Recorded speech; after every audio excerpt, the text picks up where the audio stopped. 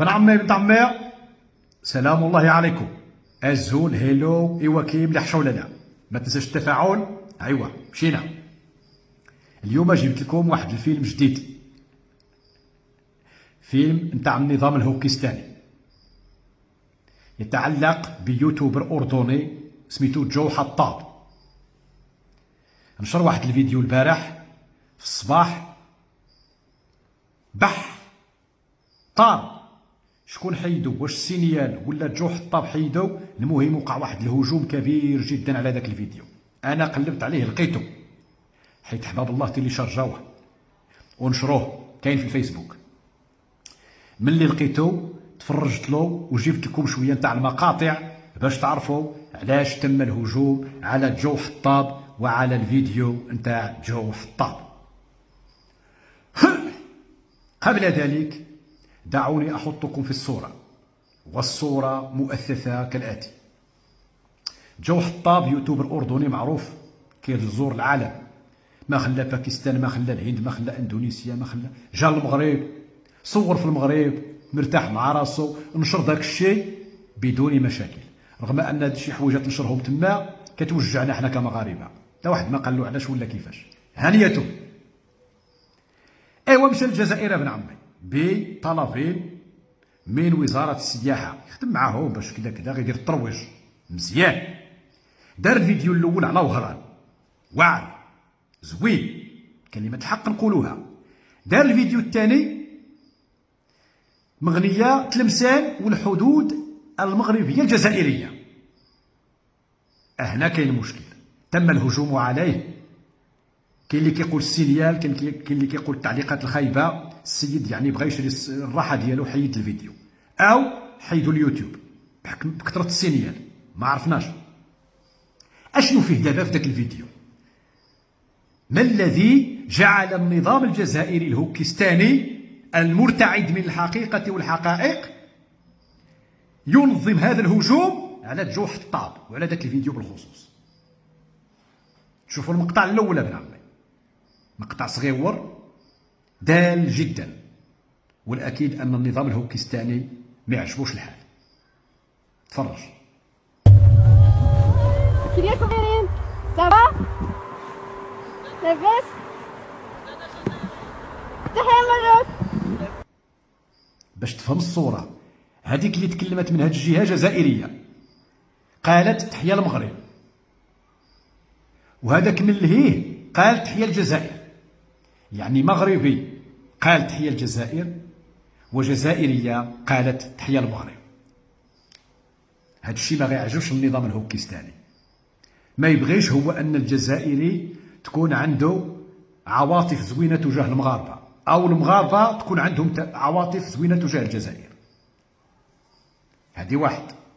جوج، تم ثلاثة الحاجات أزعجت جدا النظام الهوكستاني. اسمع هذه. الاحتلال الفرنسي السبب الرئيسي في طمس عالم الحدود بين البلدين وتركها دون تفسير. هذه ما حلوهاش. علاش؟ ملي كتكلم على أن الاستعمار الفرنسي، الاحتلال الفرنسي هو سبب ديال طمس الحدود، هو السبب اللي خلى أصلا الحدود من بعد ما ترصبش. هذا الشيء يزعج الجزائر، لأنه يذكرهم ويذكر الجزائريين بأن الحدود المرسومة الآن هي حدود موروثة عن الاستعمار، صنيعة الاستعمار الفرنسي، وهو أمر يزعجهم جدا جدا جدا. ثلاثة، تفرج.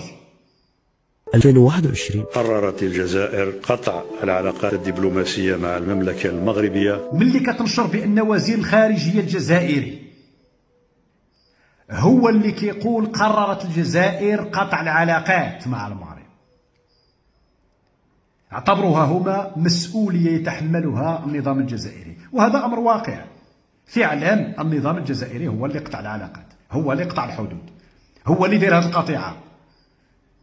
ما باغيينش هما الشعب الجزائري يعرف هذا الشيء، باغيين يعيشوه في ذاك الوهم ديال التطبيع والزعف.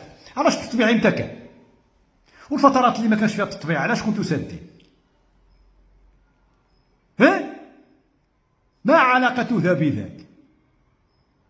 نظام باغي يقنع الشعب الجزائري بأن كاين واحد العدو ويخلقوا له هكا مشكل وهمي سميتو المغرب. وجات شهادة خارجية من واحد أردني وجاي باغي يروج للجزائر وقال داكشي اللي شاف، داكشي اللي عرف. دابا غابن عمي غنمشيو للمعقول. 4 تبين لدى هاد جو حطاب وداكشي قالوه الناس نتاع مغنية والناس نتاع تلمسان، ما قالهاش هو. قالوا مثلا اسمع، مغنية معروفة بليزيبيس لخاطر منطقة حدودية مع المغرب. منطقة حدودية معروفة بليزيبيس، وتم الفول مغربي. وكاين فيديو اخر ديال واحد السيد اخر هو الاب الروحي نتاع ليزيبيس في مغنية، كيقول لهم حنا ليزيبيس عرفناها غراس او ماروك، بفضل المغرب. هادشي هو المزعج لديهم، ما قادرينش يعترفوا بالحقيقة ديال أن ثمة أشياء تأتي من المغرب وأمور تأتي من المغرب، والمغرب عنده فيها تقاليد قديمة وعريقة. ليزيبيس مثلا، ماشي غير ليزيبيس ابن عمي، اسمع هذه. طاجين مغرب. طاجين هي طاجين مغرب. الطاجين، ها هو اعتراف جزائري بأن الطاجين كيجي من المغرب، الطاجين مغربي. هذا الطاجين والثقافة نتاع الطاجين مغربية ومعروفة في الغرب الجزائري، نو بروبليم. ولكن بالنسبة للنظام الجزائري، بالنسبة للنظام الهوكستاني العبيط، لأنه باغي يكذب عليهم كما كذب عليهم في القفطان. وملي كتجي تقول له ولد هذا القفطان هذه القضية كيفاش قصتو، كيقول لك لا كنجيبوه من المغرب. ايوا فين هو القفطان الجزائري إذا كان جزائري؟ وريونا معمل، وريونا مرسى، وريونا ورشات، وريونا قفطان كيصوبوه الايادي الجزائريه وعنده سميات وعنده دي ستيليست نتاعو. نفس الشيء بالنسبه للطاجين، ونفس الشيء بالنسبه للزليج. اذا هذا مزعج جدا، لانه هو باغي يقنع الشعب الجزائري بان الزليج والقفطان سرقوه المغاربه من الجزائر. ولكن ملي كتقول له بان الجزائر يصنع في المغرب والقفطان يصنع في المغرب وكيجي للجزائر، والطاجين يصنع في المغرب وكيمشي للغرب الجزائري، وليزيبيس كيمشيو من المغرب، لا، لأن النظام الجزائري العبيط خصو يقنع الشعب الجزائري بأن من المغرب لا تأتي إلا الزطلة اللي كيشدوها نهار الأربع، وما كيتكلموا لهمش على 322 كيلو نتاع الكوكايين والغبابر والقرقوبي والسوارخ والكاشيات والزعت اللي هرس الشباب الجزائري. الحاجة الزينة لا كتجيش من المغرب. وهذا الفيديو فضحهم فضحا، وجزائريين هما اللي تكلموا، هذاك السيد ما قال والو.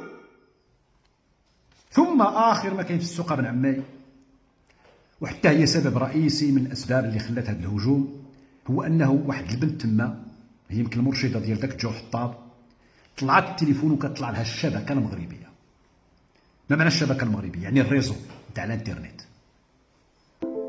هي شبكة الآن عم تأشر لي أنها شبكة مغربية مو شبكة جزائرية هاي. وهذا أمر عارفين الناس ديال الغرب الجزائري. المنطقة ديال الغرب الجزائري كاملين كياخذوا لي بيس نتاع اتصالات المغرب ولا أورانج ولا إنوي نتاع المغرب، خدامين بالشبكة المغربية لأنها قوية.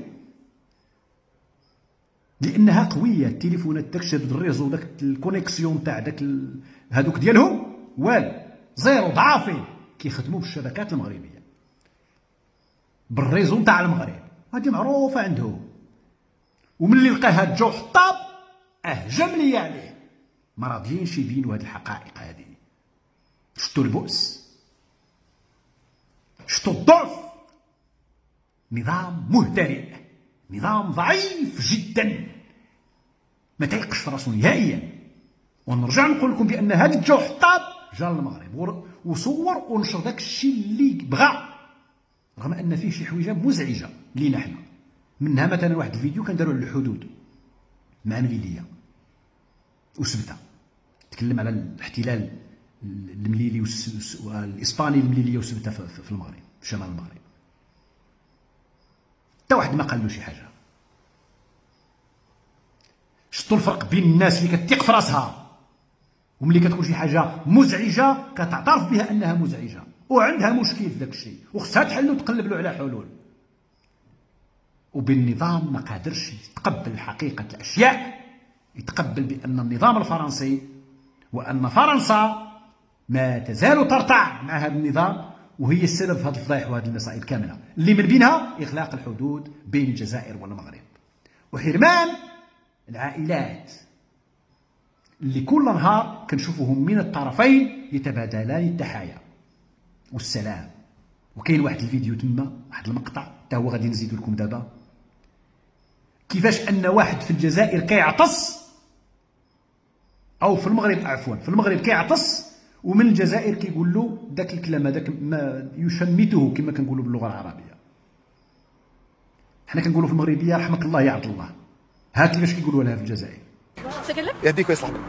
هو العطس عطس. والاخر قال له يهديك ويصلح بالك، يعني من هون سمع عطسه والاخر جاوبه يعني عليها. السلام عليكم ببرا.